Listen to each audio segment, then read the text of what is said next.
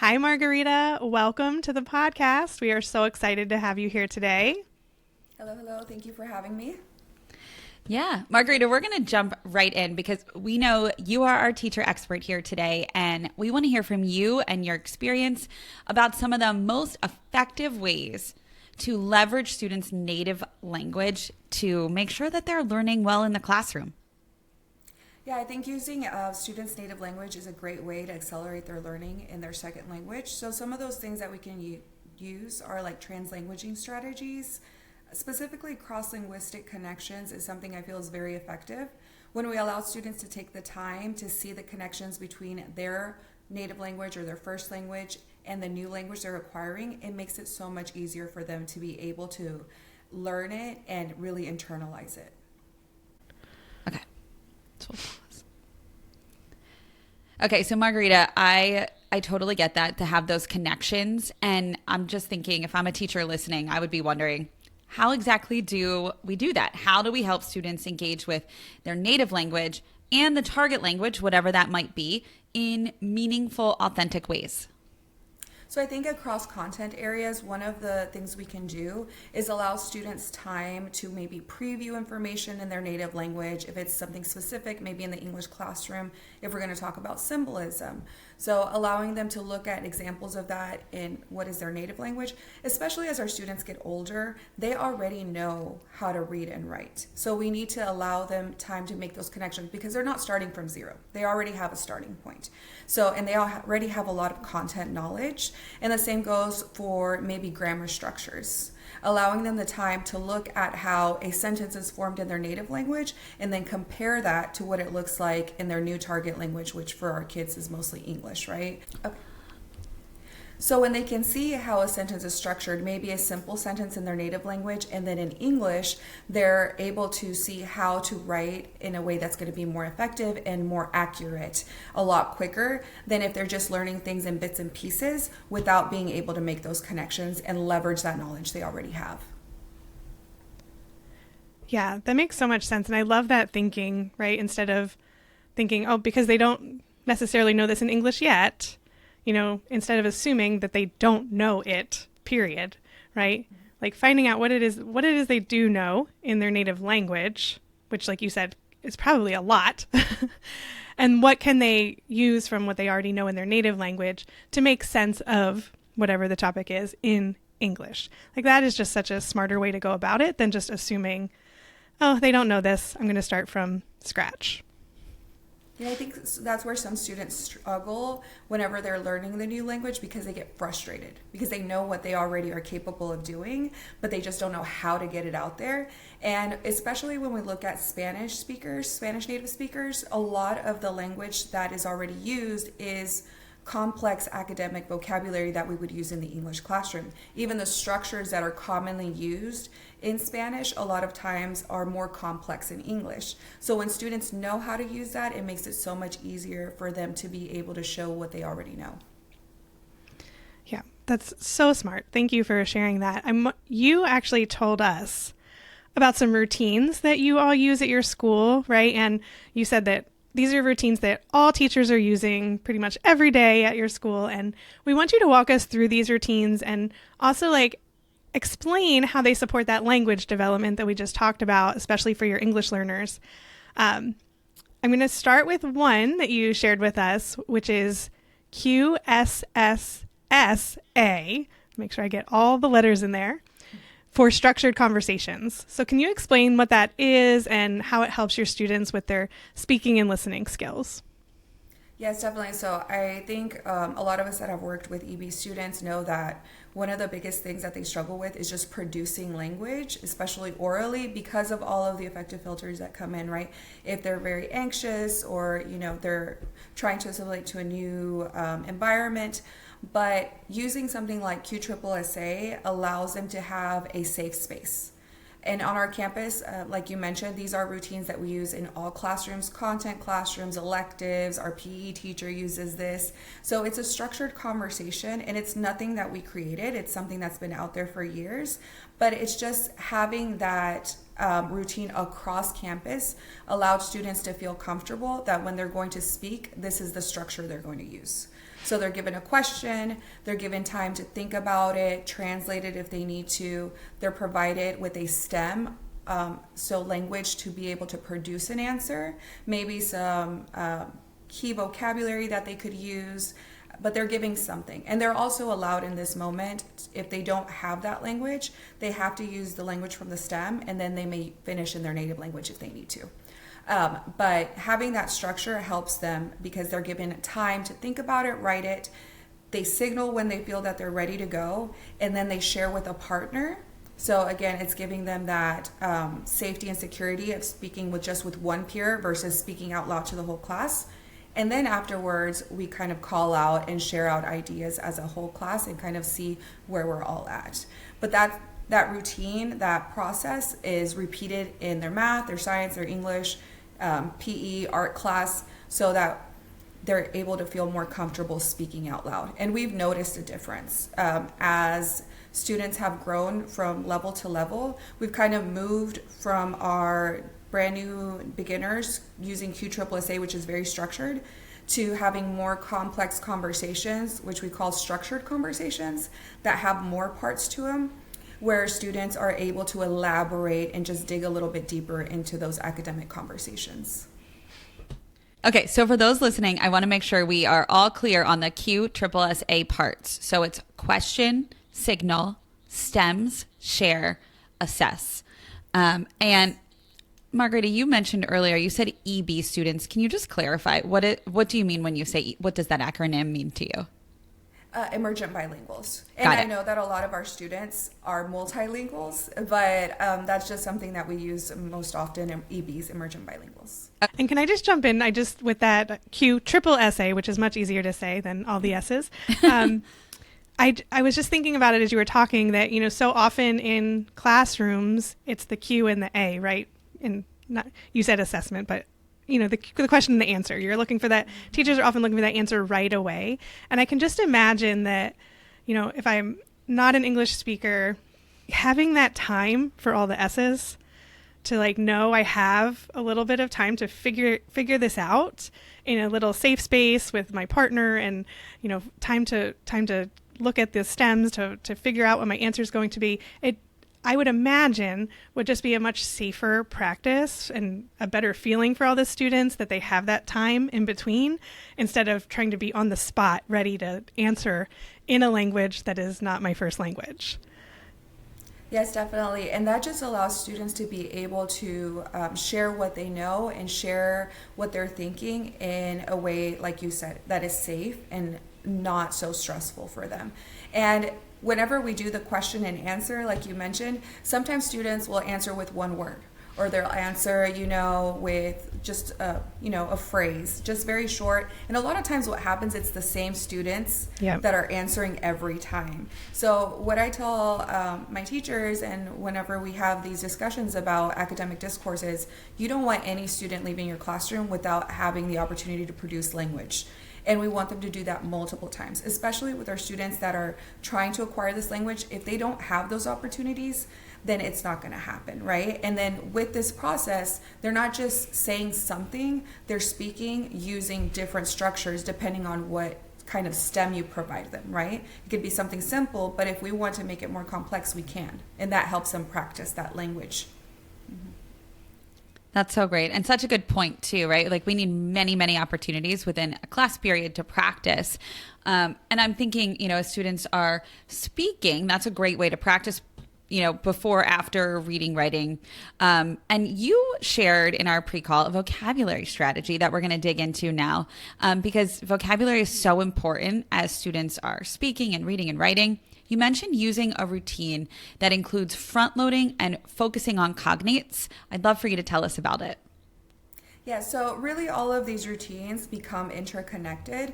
And this vocabulary routine, we like to look at whatever content is coming up in that unit we look at maybe tier 3 to tier 2 vocabulary that needs to really be focused on, and we'll pick maybe 8 to 12 vocabulary words.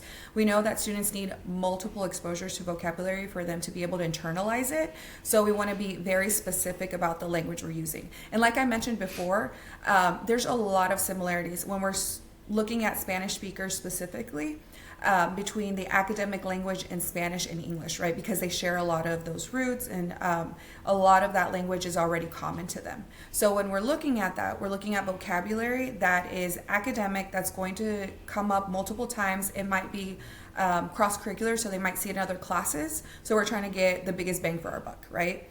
And that key vocab that's maybe 8 to 12 words is what students are going to be practicing multiple times. We're going to ensure that they can use it when we're doing QSSSA or when we're doing some of the other routines that we're talking about, so that by the end of that 2-3 week unit, they really have a grasp of that vocabulary and it'll stay in their long-term memory.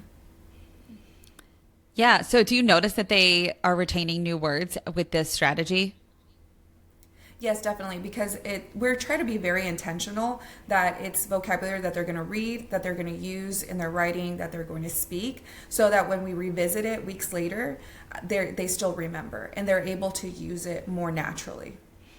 Okay, so when you're doing this routine, or a teacher that you're coaching is doing this routine, can you walk us through the exact steps of it? Yes, definitely. So through the internalization process of a unit, we choose that vocabulary. From there, that vocabulary is, a lot of people might be familiar with the Freire model, where you have like the picture, the definition. So we do something similar. We ensure teachers have either a poster or an area at the front of the room with the vocab for the unit they're working on. And that vocabulary has to have a picture, a student-friendly definition, which we try to limit to around 8 words. So the definition in English, the definition in Spanish, and then the word in English and Spanish. So just that repeated exposure to seeing it visually helps them remember it as well. And then students participate in different activities that use that vocabulary. So at the beginning, it might be something like matching, something simple like that, but we really want them to be using it with the content. So ensuring that when they're writing, we say you have to use 2 to 3 words from the wall, or whenever they're speaking, you have to use a couple of these words from here, so that it's repeatedly being practiced. Margarita, I'm going to put you on the spot a little bit. So if you don't have an example, tell me that you don't have one. But I'm wondering, especially about the cognates. I feel like that's something that some people might be familiar with, but some may not be. So I'm wondering if you have any examples of where those exist in some of that vocabulary that you're mentioning. Yes, definitely. So I know we might dig into it a little bit later, but easy way to make those connections is when we look at language functions, or in English class, you might look at language structures, right? You know, when you look at how a writer uses key vocabulary to show if it's argumentative, or if it's, they're using compare contrast or things like that, that language a lot of times is the same in English and Spanish. So if I use similarmente, right? So a lot of those vocabulary words are very, very similar. So that when students see that, and something we do on our campus also, and that a lot of people do, it's nothing new, is color coding, right? So the words in English are on our campus are always going to be in blue, and then in Spanish they're going to be in red. So that students, whenever we put those things side by side, they can see how similar they are.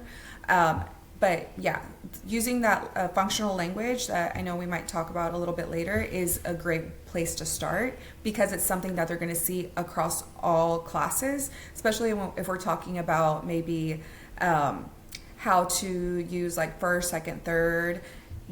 That language we think of it as lower, right? Whenever we're thinking English. But when we get more advanced, more academic, that's when we see more similarities to Spanish. Okay, so, but like I said, we could dig into that a little later. Okay. Yeah, no, that was a great That's cool. example. Thank you for sharing that. Yeah. And I mean, I think it's kind of cool. Like, I would imagine kids kind of get excited when they see words like that. They're like, oh, that's just like this word I know. I think it's kind of cool when I see them. I'm like, oh, yeah, I can figure out what that word is in Spanish because it looks similar to something I know. And they love it, because then that's when they feel like they're having success. So Right. something we do also is like little practices where we might give them a paragraph, and we're very intentional about having a lot of cognates. And then we're like, you have 2 minutes to read it. Tell me what it says. And then they're like, oh, I can actually read this. Why? Because on our end, we were very intentional about providing them language so that they can see they do know. They do have a lot of language and they can make those connections. Right. All right, I'm going to switch to writing. So you have a strategy for writing called the APE strategy, APE. So can you tell us a little bit about that strategy and how it helps your students with writing? Yes, definitely. So APE is answer, proof, explain. So others might use something like RACE or ACE, or, there are various different ones that are pretty much the same thing.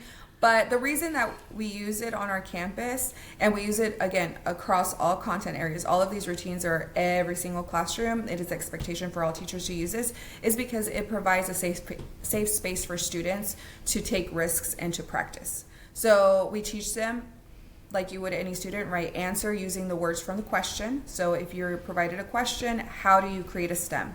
So it starts helping them build that autonomy where they don't need us to give them the stem every time. They're able to find the connections between the question and how to respond. And then proof, we teach them just some ways to introduce maybe a citation, for example, the text states, and they're given maybe 3 to 4 options to memorize that make it a lot easier for them to be able to produce something, right? And then we tell them, like, the load isn't all on you. If you're taking words from the question, that's something that's taking the load off of you. If you're quoting something from maybe a textbook or an article, that's taking the load off of you, right? The E is where they're explaining, then that's where they have to dig a little bit deeper and show what they think and what they've understood from that and what connections they're making. But it's a safe place. It's 3 sentences. We start off with 3 sentences, right? And as they progress in their language proficiency, that AP becomes a lot more complex and has more depth to it. Yeah, and I like what you said, Margarita, is there are many that are like this, all the different acronyms, the painted essay, they have very similar structures. But I feel like the key is mostly here, if you're using it across every classroom, then you're not having the students go from, well, in Mrs. Cruz's class, we use APE, but in Miss Sappington's class, now we use RACE. And it's like trying to keep all these acronyms in my head and what they all mean and what I'm supposed to do for writing. That can be really overwhelming. But if they just know every time I'm asked to write, this is what I do, and there's a structure for it, and I know how to do it, then they can just feel more confident every time they're going into writing. Yeah, definitely. And that's what we've noticed in our students, that they feel a lot more safe and more comfortable in producing language, and orally or written, because we have these structures in place across all classes. And, it would be wonderful to be able to have that same thing when it comes to teaching like different structures, to have that. So I think that's like the next step that we want to do, like ensure like we're all on the same pace when it comes to what we're practicing in class. When it comes to actual like vocabulary and grammar, but I think that's still slow steps towards getting there. But yeah, definitely the kids really, really appreciate having these structures. Yeah, I'm even thinking of it from an adult standpoint, where I'm not an English learner, but if I go into a meeting, it would be really frustrating if I went into one meeting and they were like, we're going to do things this way, and then the next meeting it was like, and same idea, but we're going to do it this way. And then you have to just learn the structure. So simplifying it for kids just makes sense. I think this practice is something that could be done regardless of which students we're servicing, right? Like this just feels like a best practice for all students to have common routines, and not just, within your grade level, like not just within your 6th grade team, but truly within your school, right? So that as students are progressing from kindergarten through 5th grade, they're able to see these routines and see how they change and grow over time, but still understanding fundamentally the basic ideas behind them. So is that something that happens in your school, Margarita? Is it like everyone uses it regardless of the grade? And yeah. Yes, definitely. So we are 9th through 12th. We have our first senior class this year. We were a slow growth school. So we started just with the ninth graders. We started with these routines. And then as the years have progressed, we've seen how students have been able to take this. Like I mentioned before, like the QSSSA, it's very structured. It's very I say, then you say, and then we share out. And we've kind of, as the students have progressed to higher grade levels, it's become more of a conversation, more of a back and forth, where it's less on the teacher and more students taking ownership. And it's because they've already internalized these different structures that they're able to engage in that. It's the same thing with the APE. At the beginner level, when they came in as newcomers, it was 1, 2, 3 sentences, very simple, to the point. And then now our 12th graders are writing like pages and pages using that same ideal, right? Because the AP is kind of the building block to an essay, right? It's like the body paragraph. So they were able to take that knowledge and just build off of it to be able to share their thoughts and ideas in a deeper level. I love that. That's great. All right, so I want to talk about reading. We haven't talked about that yet. You use a strategy called STAR. And I think our listeners would love to hear you explain it and how it helps your students comprehend as they're reading. Yeah, so again, the STAR strategy is something that we didn't come up with. We found it, we liked it, and we thought it was a really great way to help kind of chunk reading for our students and just the process of reading. And like I mentioned, our students, the majority of them, we do have some students that are SLIFE students that have maybe interrupted schooling, but the majority of them do come with a pretty good grasp on how to read and write. So for us, it was about being able to simplify that process and that thinking for them whenever they're trying to go through that translation process, because right, they're reading and then they're thinking about it. Okay, what does this mean in my language? Okay, this is what they're saying. So with STAR, specifically, it really works a lot with like multiple choice questions. We start with scanning the questions or scanning the question, right? We always tell our students we're reading for a purpose. So whatever the big ideas we're trying to take from that text, we're going to go over that first. We want to make sure that they understand why they're reading, what the purpose is. So maybe there's some multiple choice questions, maybe there's a short answer question they're going to answer at the end, or it's just the unit question that we're going to be discussing. From there, we go to target the text. And this is where some of those other routines come into play, because when we're targeting, we're looking at, well, how is it structured? Is it an informational text? Are they using some of that signal language for compare, contrast, or cause and effect, and things like that, just to give us an idea of how the writing is structured? And then they want to differentiate, right? Is it fictional, nonfiction? So that kind of puts them in the mindset of what am I looking for? And then after that is the big thing, which is the annotation. And I think that's the most important part to help students be able to think through that process, because we chunk the reading and then they stop, they pause, and they have those conversations with their peers. We have a discussion stems for them to think, hey, what do you think this part was about? What key words did you notice in this area? Okay, what do you think is the overall message in this paragraph or these paragraphs? And how does it tie into those overall questions that we talked about at the beginning? And that helps them so that at the end, they're able to have a better grasp of what it is they read. Because a lot of times our students will go through and they're like, well, I read it all. And I'm like, okay, well, what did it say? And they're like, oh, I don't remember. And then they have to go back and do it all over again. So it just really helps them, pause, really think about what you're reading, and really make meaning of what it is that's in front of you. Margarita, I'm curious about the annotation. Do you have any specific ways that you have students annotate, any routines around that annotation? Or is it kind of open for them to make sense of the text however they need to? So we do annotations in a notebook. We would love to be able to annotate on the paper. Yeah, that's it. Every teacher's dream is that they could write right in the text. That would be amazing, but unfortunately we can't always do that. So we do have a graphic organizer that we create where students identify keywords or phrases, so any vocabulary words that pop out to them or any quotes that they feel are very important from the text, and they'll make note of that. And then any unknown vocabulary, and I think this is where some people get tripped up, because if you tell a student to write unknown vocabulary, that a student that's learning English, they're going to want to write every word they don't know. But it's so hard to get students into the routine of reading like we say, reading for the gist or reading for the overall idea. But once they do, they're able to see that they do understand more than they don't. So that's why we have them read and really focus in what do I know, the things I do know. And then are there gaps? Then maybe I need to go back and look for a couple of those vocabulary words. But they don't have time to look up every single word, right? So I always tell them, if the word is repeated, if it was in the title, right? If it's something that came up before and now it's popped up again, then yeah, it's probably very important and you need to look it up. So that goes in that column of unknown words. And then they have, what does it mean? What's the connection? So in their notes, they'll write, well, I think this paragraph is talking about this.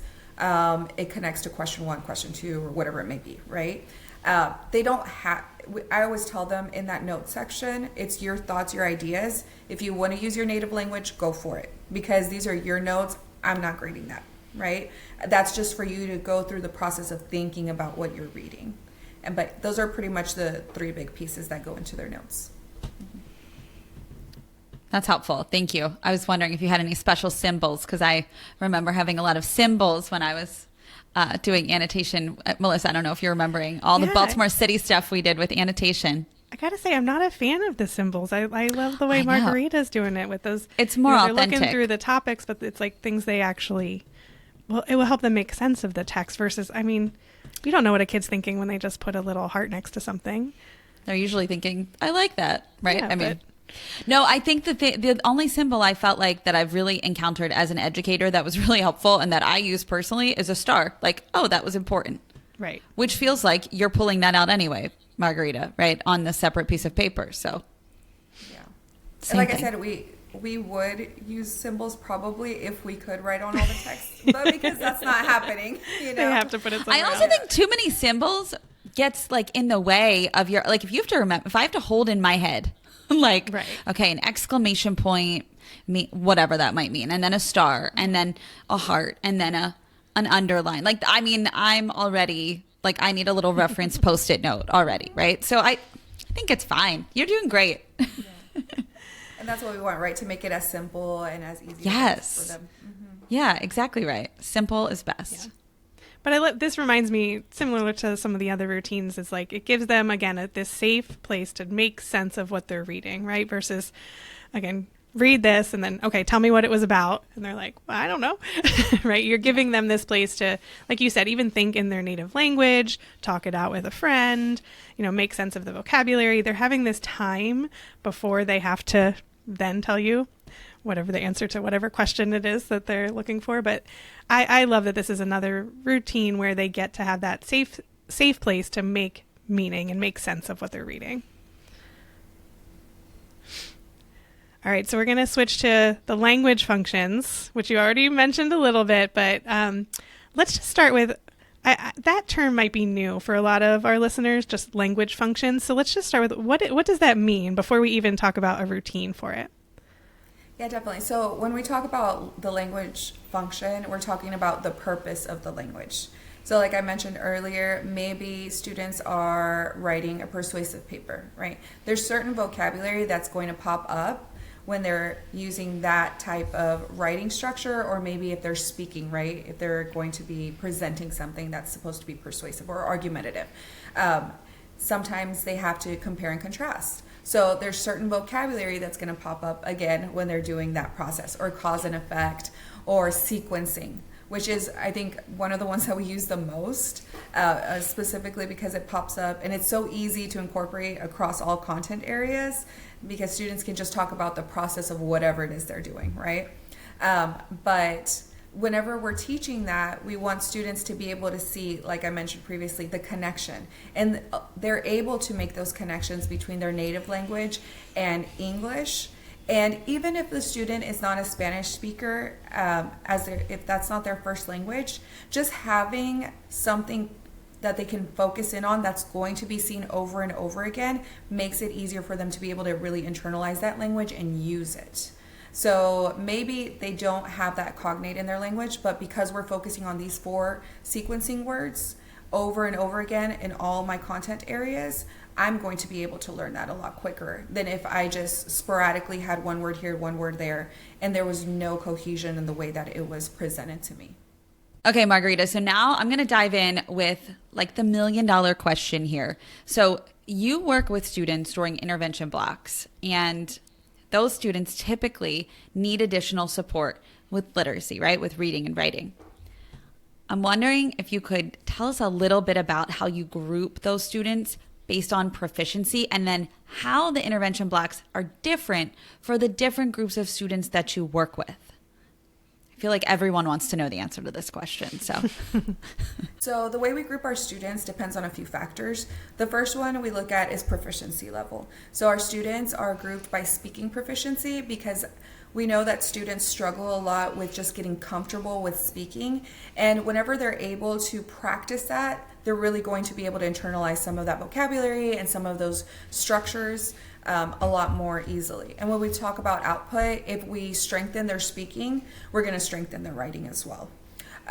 So that's one thing we do. But then, of course, we are a high school, so we have students that need to pass their state exams. So those students that have to pass math, biology, English, U.S. history, they'll be grouped separately. But we also include some of that language practice on certain days in those intervention groups. But for our main groups, what we do is, as I mentioned before, cross-linguistic connections is really important. So depending on the level, students might start off with analyzing the structure of a simple sentence and the different parts of that, and looking at how that is in their native language and what that looks like in English. And then they're presented maybe with a small scenario or a picture, something that can be the springboard for a conversation. And as a class, and it's very teacher-led at the beginning as well, especially at our lower level, and this is all of our teachers. Our students are not grouped just with English teachers. Their language intervention teacher might be a science teacher, a math teacher, a PE coach. It can be anyone. Oh, so that's awesome. I love that. Yes. So okay. We all the students that are at a beginner proficiency level will be doing the same lesson during intervention with whichever teacher that they've been grouped with. And it's really a group effort. So they go through, they talk about the sentences, they might make some anchor charts, what's similar, what's different. Then they'll practice with whatever they were provided. Writing, we'll just tell them, write as many simple sentences as you can. Here's some support and how that might look, given some examples. And then as a class, they'll just produce as much as they can. They'll be asked to record themselves. We get them really comfortable just speaking and holding them accountable. And then at the end of the week, the teacher will have conferences with those students. So they'll listen to their recording. They'll talk about things like pronunciation, fluency, just the use of the vocabulary. And we tell them, like, if we're at a beginner level, our goal is to be able to formulate a simple sentence correctly, right? We don't need you to be trying to be super elaborate. We want to meet you where you are, and that's what we're trying to do, so that students are actually able to really internalize those structures and build from there. Because once I have the basis, then it's easy, because then, then I teach you about a coordinating conjunction, and then I take my baby sentence and my other baby sentence and I put them together, right? And then that's how they start building from there. And then we bring in some of that functional language or the subordinating conjunctions, and then we build on to a different level. But we do that as students progress in proficiency, and we provide them assessments throughout the semester. So there might be points when students might upgrade to a next class because they've been able to grasp those basic structures and that basic high frequency vocabulary, and they're showing growth. So we might bump them up to another group as the year progresses. That's so neat. Okay, I have a couple follow-up questions here. First is, I love that you have all hands on deck, that every teacher is involved in this. I think that really maximizes the students' opportunities for growth. How do you train teachers so that they know what to do? So at the beginning of the school year, at our campus specifically, we do have about a week or two of PD where we come in and either I deliver some PD on our routines and what the intervention block looks like, what the lessons look like. Everything we do is tied into our routines that we're already doing as well. But we also get a lot of dual language professional development, support on how to use native language to leverage their learning in the new target language. So we've tried to give as much support to teachers from the beginning, especially our new teachers that haven't maybe taught this population before, from the very beginning of the school year, so that once we get into it, teachers feel a lot more comfortable. So there's PD throughout the school year during CBPLs or PLCs, whatever you might call them. We refresh, we go through that, we talk about these different routines and these different lessons that we're doing. But the lesson creation comes from me. So I'll create the lessons, I'll provide them to teachers, and then if there's any support they need, I'll be there to answer questions. I do go into third period classes. I'm sorry, it's during our third period intervention. So I'll go into those intervention blocks and support teachers, work with them, and sometimes I'll model during those CBPL times. Teachers will ask me to come in. Maybe I'll record and share some of those different things teachers are doing. But it really helps whenever students have that uniformity, because sometimes schedule changes happen, right? But if they already know what the structure looks like, and the intervention lessons are the same each week, just with different topics. So the way it works is they're always going to have like a grammar warm-up where they are doing some kind of cross-linguistic connection. Then it goes into the practice, the group practice. Then it goes into the independent practice, the recording, and then the teacher feedback session. So every week they're doing the same thing, just with different examples and maybe different grammar focuses or vocabulary that is being introduced. Okay. And I hear you saying every week. Is it once a week? No. It's Monday through Thursday. So 4 times a week. Okay. Sorry if you said that. I apologize if you had mentioned that. Okay. So it's your intervention block happens Monday, Tuesday, Wednesday, and Thursday. Yes. Fridays, during that intervention block, we have them participate in social emotional learning practices. So we have circle time and things like that. So they're still practicing their language, just not in such a structured way. That's great. Okay. I'm glad you shared that. And I'm curious, what topics do students speak about, write about, read about during these intervention blocks? Everything and anything. We try to start off with things that are more familiar, maybe family, school, friends, and then we definitely want to get more academic. So we do have opportunities where maybe they're talking about things that they've talked about maybe in their science class, in their history class, making connections to their home countries and things they're experiencing here. So it can be any kind of topic. It's not so much about what they're saying, but how they're producing that language. And anytime they speak, we always give them time to write. Just like with the QSSSA, where we give them the stem, we let them write their answer before they have to speak.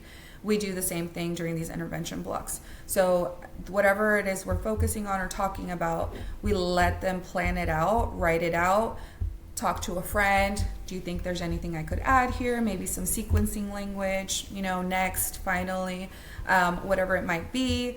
And then we go through practice saying it with a friend. We listen, we get feedback, then we record ourselves, and then we get feedback from our teachers. That's helpful. And can you just go through that intervention block structure one more time for everybody listening? So students are provided with a cross-linguistic focus for the week. Then they go through a group practice where it's teacher-led. They're all brainstorming, practicing. Like I said, maybe if they're at a beginner group, it'll be writing simple sentences, and they might have an example about home life, right? And they try to write as many sentences as they can, just using that structure. And then from there, they go into a partner group where they've maybe written something on their own and they're practicing with a partner. And then finally, they go into the teacher conference. So at the end of the week, maybe that Thursday, they'll be pulled aside with the teacher where they'll listen to the recording and then get feedback from the teacher. And there's a lot of goal setting that goes through this. So if students are at maybe more advanced group, their goal might be to use more complex sentences or more compound complex sentences, or I want to use 3 academic words from outside the English classroom whenever I'm talking about a certain topic. Maybe I want to speak for 45 seconds with less than 2 pauses. So they're very specific about these goals they're setting, and they are in a way tied into what our state expectations are whenever our students are evaluated at the end of the year, so that they know, and we want them to be very comfortable knowing what they're being assessed on, because it's not fair to them if they're getting an exam and they have no idea what is being asked of them. So they do know, we want to show fluency, we want to show the ability to elaborate, and so they set those goals for themselves, and the teachers give them that feedback as they go. That's helpful. Would you be able to share the cross-linguistic focus? Can you give like an advanced example of that? Yeah, so like I mentioned, and that's what I mentioned previously, that some of these things are interconnected. Yeah. So maybe whenever we're speaking, we want to be able to, the question might be, there's a picture of a car with a flat tire, and you're asked to explain what's happening and what you would do to solve that problem, right? So they'll use some of that functional language. They're going to try to use more complex structures. So we might say you need to use at least 2 subordinating conjunctions when you're explaining this. Maybe we want them to use sequencing language, and then we'll say you can't use first, second, third. You need to use subsequently, additionally. So there's like little things when it comes to the type of vocabulary we're using, the structure that we're using to produce the language, and then the length, right? So, and whenever you talk about this topic, I need you to speak for at least 45 seconds, okay? And that kind of pushes them to give more detail and elaborate more versus just saying there's a flat tire and we need to change it.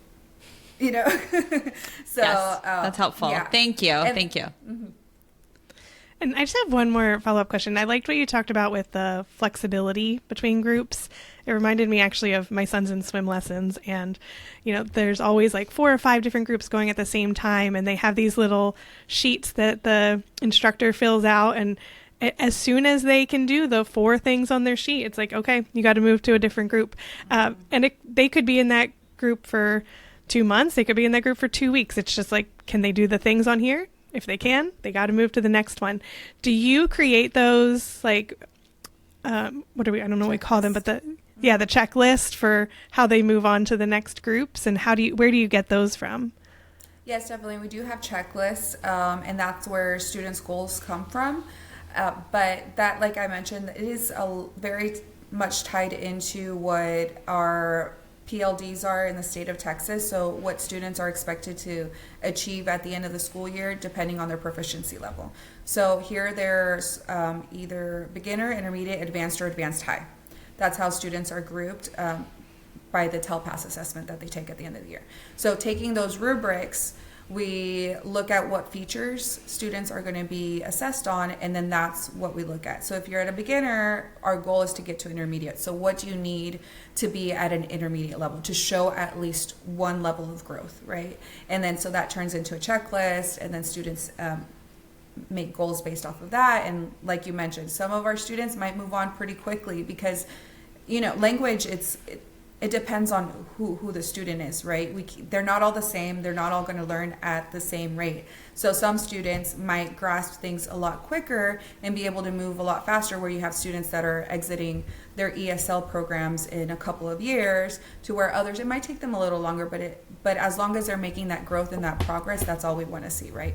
And that's where giving them those specifics and giving them a clear, detailed outline of what it is that they need to do, that's what's going to help them to be able to track that progress for themselves and create those goals for themselves as well. Yeah, this is super helpful. Yeah. I'm wondering, as we wrap up here, Margarita, do you have any last tips or pieces of advice for any teachers out there who are teaching multilingual learners or English learners? Just anything that you would share with them that you haven't already shared? Yeah, definitely. I think it was just like we mentioned, native language is such an amazing thing to take advantage of when students are learning a new language, especially for myself, I work with high school students, so we're in a very limited time to be able to support them and help them to reach that goal of learning a second language. So taking advantage of anything that is available is going to be of great help. So translanguaging, giving opportunities for students to make connections between their background knowledge in order to be able to accelerate their learning in the new language is going to be amazing. So just baby steps, trying one thing. Maybe if we want to, cognates, if that's going to be our focus, great. But just anything that we can do to help them make those connections is going to be a great, great help for the students and for the teacher. Yeah. Build on their strengths. Yes, Absolutely. definitely. Well, we are so grateful that you took some time to share all of these awesome strategies that you're using and honestly the great work that's happening in your school. So we appreciate you. We appreciate everything happening in your school building, and thank you for sharing it with us and our listeners. Thank you so much.